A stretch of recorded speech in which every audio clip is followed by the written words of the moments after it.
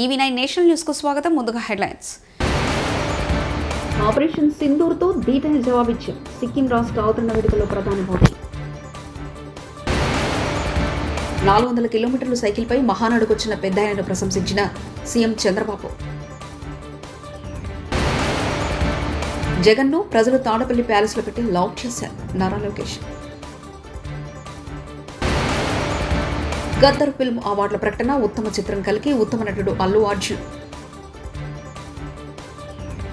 50వ రాష్ట్ర అవతరణ దినోత్సవం జరుపుకుంటున్న సిక్కిం ప్రజలకు ప్రధాని నరేంద్ర మోదీ శుభాకాంక్షలు తెలిపారు. వర్చువల్గా వారిని ఉద్దేశించి ప్రసంగించారు. సిక్కిం అభివృద్ధి కోసం రాష్ట్ర ప్రభుత్వానికి అన్ని రకాలుగా సహాయం చేస్తానని ప్రధాని అన్నారు. ఈ సందర్భంగా ఆపరేషన్ సింధూర్ గురించి ప్రధాని మోదీ ప్రస్తావించారు. పర్యాటక రంగ ప్రభావం ఎంత గొప్పదో సిక్కిం ప్రజలకు తెలుసు. పర్యాటకం అంటే విభిన్నత్వానికి ప్రతీక. ఇక పహల్గామ్ ఘటన భారత్పై జరిగిన ఉగ్రదాడి మాత్రమే కాదు, మానవత్వం సోదర భావంపై జరిగిన దాడి అంటూ తెలిపారు. टीएमसी सरकार ने अपने शासनकाल में हजारों टीचर्स का फ्यूचर बर्बाद कर दिया, उनके परिवारों को तबाह कर दिया, उनके बच्चों को असहाय छोड़ दिया. टीएमसी के घोटालेबाजों ने सैकड़ों गरीब परिवार के बेटे बेटियों को अंधकार में धकेल दिया है. ये सिर्फ कुछ हजार टीचर्स के भविष्य के साथ खिलवाड़ नहीं है, बल्कि पश्चिम बंगाल के पूरे एजुकेशन सिस्टम को बर्बाद किया जा रहा है.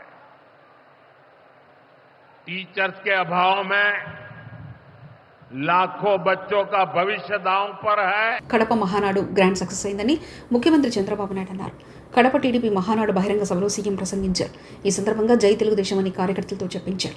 ముఖ్యమంత్రి రాయలసీమ గర్జన రాష్ట్రం అంతా మారుమ్రోగాలన్నారు. జనసంద్రంగా కడప నిండిపోయిందన్నారు. ఎన్నోసార్లు కడప వచ్చానని, ఇంత పెద్ద సంఖ్యలో ప్రజలు టీడీపీ మహానాడుకు రావడం చూసి కొళ్ళంత ధైర్యం వచ్చిందన్నారు. కడపలో మహానాడు పెడితే చాలా మంది అనుమానించారని సీఎం తెలిపారు. ఇది అవుతానే పిలిచి సన్మానం చేస్తాం.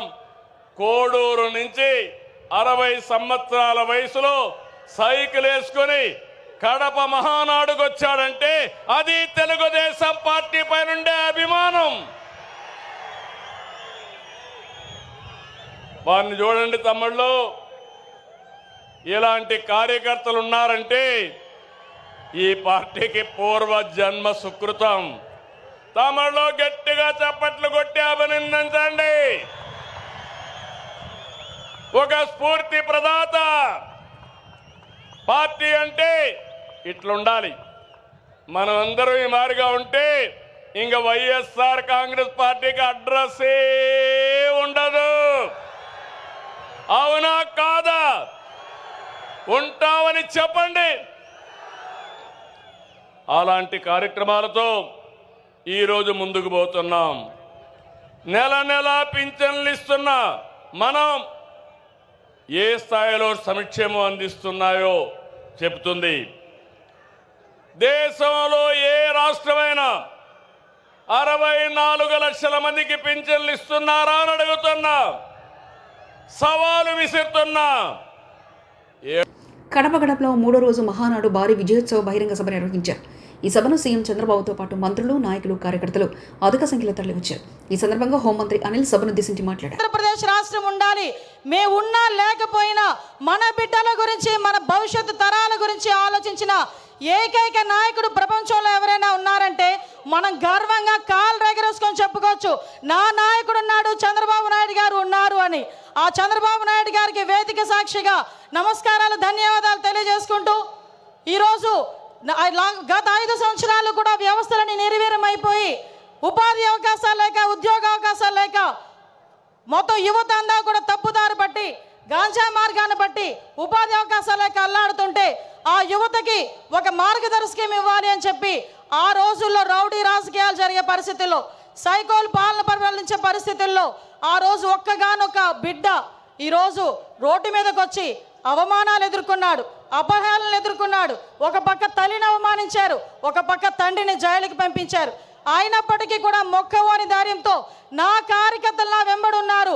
నేను పూర్తి చేయగలనని సుమారుగా 9 నెలల కాలంలోనే ఈ రాష్ట్రంలోని తెలుగుదేశం పార్టీకి పునరుద్దేశం తీసుకొచ్చిన నా సోదరుడు మానవ వనరుల శాఖ మంత్రులు గౌరవనీయులు నారా లోకేష్ గారికి ప్రత్యేకంగా ధన్యవాదాలు, నమస్కారాలు తెలియజేసుకుంటూ ఈరోజు రాష్ట్ర పార్టీ అధ్యక్షులు పల్లా శ్రీనివాసరావు గారికి, అదేవిధంగా వేదిక నిర్వహించిన సహచర మంత్రివర్యులకి, ఎమ్మెల్యేలకి, ఎమ్మెల్సీలకి అందరికీ కూడా పేరు పేరున, వేదిక నిర్వహించిన పెద్దలందరికీ కూడా పేరు పేరున నమస్కారాలు, ధన్యవాదాలు. దేవుని గడపలో మహానాడు నిర్వహించడం అదృష్టంగా భావిస్తున్నామని తెలుగుదేశం పార్టీ జాతీయ ప్రధాన కార్యదర్శి మంత్రి నారా లోకేష్ అన్నారు.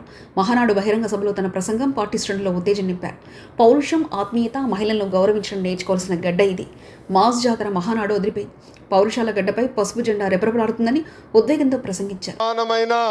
తెలుగుదేశం పార్టీ కార్యకర్తలకు మీ అందరికీ నా హృదయపూర్వక నమస్కారం. తిరుమల తొలి గడప దేవుని గడప, ఒంటిమిట్ట రామస్వామి ఆలయం, ఆమీన్ పీర్ దర్గా, మరియాపురం చర్చ్ ఉన్న పుణ్యభూమి ఈ గడప. పౌరుషం, ఆత్మీయత, మహిళల్ని గౌరవిస్తాం నేర్చుకోవాల్సిన గొప్ప గడప ఈ కడప. మాస్ జాతర మహానాడు అదిరిపోయింది. పౌరుషాల గడ్డపై పసుపు జెండా రెపరెపలాడుతుంది. దేవుని గడప కడపలో పసుపు పండగ నిర్వహిస్తాం. నా అదృష్టంగా నేను భావిస్తున్నా. 2024లో మాస్ విక్టరీ మనందరం చూసాం, చరిత్ర కూడా తిరిగి రాశాం. 94% స్ట్రైక్ రేట్ అంటే 175 నియోజకవర్గాల్లో 164 స్థానాలు మన కైవసం చేసుకున్నాం. ఇది ఒక రికార్డు కాదు, ఆల్ టైమ్ రికార్డ్ అని సభాముఖం మీకు తెలుపుతున్నా. ఇది తెలుగుదేశం పార్టీ కార్యకర్తల నాటు దెబ్బ. జెండా బీకేస్తా అన్నారు వాళ్ళు, ఇప్పుడు పార్టీ కార్యాలయానికి టూలెట్ బోటు పెట్టుకుని పారిపోయే పరిస్థితి. పార్టీ లేకుండా చేస్తా అన్నారు, అడ్రస్ లేకుండా పోయే పరిస్థితి. వై నాట్ 175 అన్నారు, ప్రజలు ప్రతిపక్ష హోదా కూడా ఇవ్వని పరిస్థితి. మన బొమ్మలు పెట్టి బాక్సింగ్ చేశారు, ప్రజలే ఇప్పుడు ఫుట్బాల్ ఆడుకునే పరిస్థితి. యంగ్ ఇండియా ఇంటిగ్రేటెడ్ పాఠశాల మీద ఒక్కోసారి ఒక్క అంచనా పెంచుకుంటూ పోయారు. ముందుగా ఉప ముఖ్యమంత్రి 80 కోట్లు అంచనా వేస్తే తర్వాత ముఖ్యమంత్రి గారు 100 కోట్లకు అంచనా పెంచారు. మళ్ళీ అదే ముఖ్యమంత్రి 120 కోట్లను అంచనా పెంచారు. అప్పుడు మళ్ళీ అదే ముఖ్యమంత్రి 200 కోట్లు అంచనా పెంచారు. అసలు ఎందుకు అంచనా పెంచుకుంటూ పోయారు? అక్కడే మొదలు ఏంటో చెప్పాలి. మాజీ మంత్రి ఎమ్మెల్యే సబితా ఇంద్రారెడ్డి కోట్ల వరకు ఒక ఇంటిగ్రేటెడ్ స్కూల్ పెడతాం మేమని చెప్పడం జరిగింది. 80 కోట్లతోని ఇంటిగ్రేటెడ్ స్కూల్ అని టెండర్ కూడా పిలుచున్నారు మీరే, 80 కోట్లని. తర్వాత దాన్ని గౌరవ ఉప ముఖ్యమంత్రి గారు 180 కోట్ల నుండి 100 కోట్ల వరకు చేస్తానని స్టేట్మెంట్ ఇవ్వడం జరిగింది. ఇదే గౌరవ ముఖ్యమంత్రి గారు మళ్ళీ షాద్నగర్ వెళ్ళి అక్కడ ఫౌండేషన్ వేస్తూ 125 కోట్లకు సంబంధించి ఫౌండేషన్ వేయడం జరిగింది. కానీ నిన్న చూస్తూ ఉంటే 200 కోట్లకి ఒక ఇంటిగ్రేటెడ్ స్కూల్ అనేది అనౌన్స్ చేయడం జరిగింది. అంటే మీ విధానం ఏదిందో అది స్పష్టం చేయమంటున్నాం. 85 కోట్లలో యంగ్ ఇండియా ఇంటర్నేషనల్ స్కూల్ పెడతారా, 125 కోట్లలో పెడతారా, 200 కోట్లలో పెడతారా? ఎందుకు పెంచుకుంటూ పోయినారు? అసలు వచ్చిన మార్పు ఏంది? మీరు తీసుకొచ్చిన 85 కోట్లను అనౌన్స్ చేసిన రోజు నుండి ఇప్పటి వరకు తట్టడి మట్టే లేదు. కానీ అంచనాలు పెంచుకుంటూ పోయారు. అక్కడే మతలపోయింది అని అడుగుతున్నాం. నిజంగానే మీరు చెప్పదలుచుకుంటే ఇమీడియట్గా ప్రతి స్కూల్కి ఇంత అవుతుందని క్లారిటీగా చెప్పాలి. మీకే క్లారిటీ లేకుండా ఒక్కొక్కరు ఒక్కొక్క దగ్గర మాట్లాడుతూ ప్రతి నియోజకవర్గానికి ఇస్తామన్నారు, అది లేదు. నిన్న చూస్తే 20 స్కూల్స్కి ఇచ్చున్నారు. బడ్జెట్లో ఏం పెట్టున్నారు? 11,000 కోట్లు యంగ్ ఇండియా ఇంటర్నేషనల్ స్కూల్స్కి ఇంటిగ్రేటెడ్ స్కూల్స్కి పెడతామన్నారు. కానీ తీరా చూస్తే అక్కడ 4,000 కోట్లే పెట్టున్నారు. ఇవన్నీ కూడా ఎవరిని మభ్యపెట్టడానికి ఇవన్నీ మాట్లాడుతున్నానని దయచేసి గమనించమని కోరుతా ఉన్నాను. తెలంగాణ రాష్ట్ర ప్రభుత్వం అందించిన గద్దర్ ఫిల్మ్ అవార్డులను జ్యూరీ చైర్పర్సన్ జయసుధ ప్రకటించారు. ఎఫ్డీసీ చైర్మన్ దిల్రాజ్తో కలిసి ఆమె మీడియా సమావేశం నిర్వహించారు. ఈ అవార్డుల కోసం మొత్తం 1248 నామినేషన్లు రాగా వాటిని పరిశీలించిన అనంతరం అవార్డు గ్రహీతల పేర్లను ప్రకటించారు. శ్రీ నాగ అశ్విన్ సింగిరెడ్డి ఫర్ కల్కి. Best leading actor Shri Allu Arjun Pushpa 2. Best leading actress Niveda Thomas for 35 Chinna Kadakadu. Tirumala శ్రీవారిని సినీ నటి శ్రీయ దర్శించుకున్నారు. గురువారం వేకువజామున శ్రీవారి సుప్రభాత సేవలో ఆమె పాల్గొన్నారు. దర్శనానంతరం ఆమెకు వేద పండితులు ఆశీర్వచనం చేసి స్వామివారి తీర్థప్రసాదాలను అందజేశారు.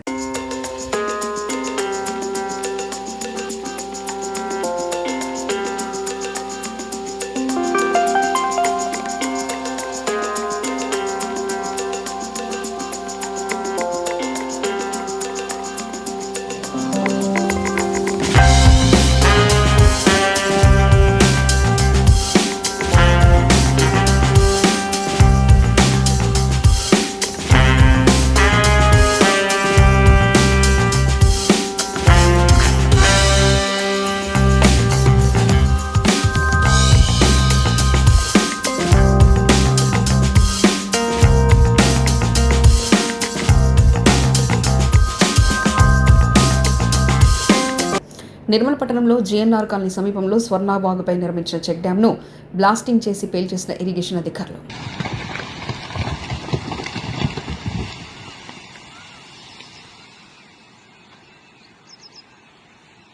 మంత్రుల రివ్యూ మీటింగ్లో ఇతర మంత్రుల కోసం దాదాపు గంట సేపు వేచి చూసిన తుమ్మల నాగేశ్వరరావు ఖమ్మంలో జరిగిన మంత్రుల రివ్యూ మీటింగ్ కోసం సమయానికి వచ్చి అధికారులు ఇతర మంత్రులు ఎవరో రాకపోవడంతో దాదాపు గంట సేపు వేచి చూసిన మంత్రి తుమ్మల నాగేశ్వరరావు.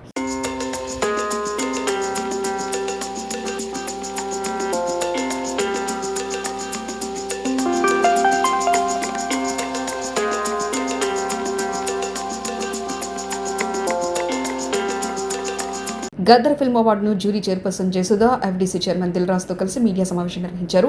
తెలుగు సినిమా రంగాన్ని ప్రోత్సహించేందుకు తెలంగాణ రాష్ట్ర ప్రభుత్వం చేపట్టిన గద్దర్ తెలంగాణ ఫిల్మ్ అవార్డులను జ్యూరీ కమిటీకి చైర్మన్ గా నటి జయసుధ ప్రకటించారు.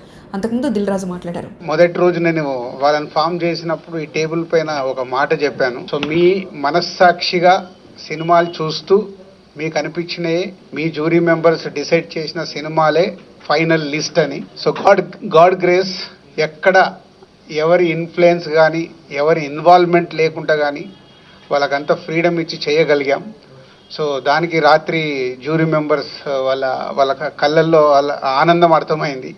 సో వాళ్ళు చాలా ఫైట్ చేసుకొని వాళ్ళు ఏది రైట్ అనిపించింది అనేది వాళ్ళు అనుకొని ప్రతి సినిమాని చిన్న పెద్ద అనే సినిమాలు లేకుండా వాళ్ళు ఫైనల్ చేసి నిన్న నైట్ సీఎం గారికి సబ్మిట్ చేశారు. ధాన్యం కొనుగోలు చేయాలని కోరుతూ కలెక్టర్ ఆఫీసులో ధాన్యం బస్తాతో రైతు నిరసన.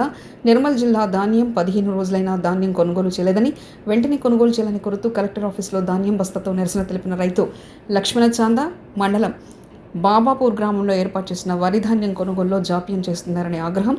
బస్తాకు 41 కిలోలు తూకం వేస్తున్నారని, అకాల వర్షంతో ధాన్యం తడిసిపై మొలకలు వస్తున్నాయని వెంటనే కలెక్టర్ స్పందించి ధాన్యం కొనుగోలు వేగవంతం చేయాలని కోరిన రైతులు.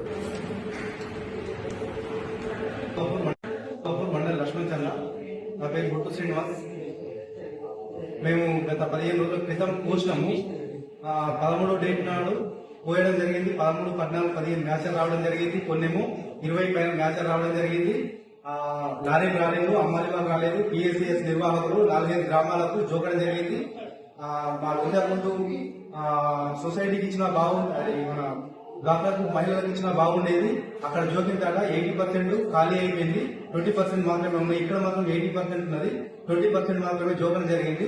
లక్ష్మణ్ చంద, కోరిగా, కంజరు, లింగంపల్లి అట్లా వేరే గ్రామాలలో జోకి మా ఊళ్ళో జోకలేదు. ఆ వర్షం 21 డేట్కు రావడం జరిగింది. అయినా కూడా లారీలు రాలేదు, జోకలేదు. తడిసినాయి అని చెప్పి కింద పదనొచ్చింది, తడవలేదు పూర్తిగా. అయినా కూడా జోక్తలేడు. ఎక్కువ కటింగ్ అయితే ప్లస్ ఎక్కువ జోక్తా అందరికి 41.500 గ్రాములు జోకితే మాకేమో ఎక్కువ జోక్తా అని చెప్పి ఇన్ఛార్జ్ ఎన్ రామరాజు గారు చెప్తున్నారు. అందరితో పాటు సమానంగా నాకు కూడా కటింగ్ కావాలా, నాకు కూడా సమానంగా జోకాడి అని చెప్పి నేను వేడుకోవడం జరిగింది. కడపలో నిర్వహిస్తున్న తెలుగుదేశం పార్టీ మహానాడు ప్రాంగణం జనసంద్రంగా మారింది. 3వ రోజు భారీ బహిరంగ సభను ఏర్పాటు చేసిన నేపథ్యంలో పార్టీ అధినేత సీఎం చంద్రబాబు ప్రసంగం వినేందుకు తెలుగుదేశం పార్టీ కార్యకర్తలు పసుపు జెండాలు చేతపట్టి ఉత్సాహంగా గడపకు తరలివచ్చారు. చొక్కా వేసుకున్నాడని వాడిని బెదిరించి కేసులు పెట్టిన నేపథ్యం నుంచి ఈరోజు ధైర్యంగా పసుపు చొక్కా వేసుకొని, పసుపు టోపీ పెట్టుకొని, పసుపు జెండా పట్టుకొని సుదూర ప్రాంతాల నుంచి ఆపరేషన్ సింధూర్తో దీటైన జవాబిచ్చారు సిక్కిం రాష్ట్ర అవతరణ వేడుకలో ప్రధాని మోదీ. 400 కిలోమీటర్లు సైకిల్పై మహానాడుకొచ్చిన పెద్దాయనను ప్రశంసించిన సీఎం చంద్రబాబు. జగన్ను ప్రజలు తాడపల్లి ప్యాలెస్లో పెట్టి లాక్ చేశారు నారా లోకేష్. గద్దర్ ఫిల్మ్ అవార్డుల ప్రకటన, ఉత్తమ చిత్రం కల్కి, ఉత్తమ నటుడు అల్లు అర్జున్. ఇవి బులెటిన్ విశేషాలు. చూస్తూనే ఉండండి EV9 నేషనల్ న్యూస్.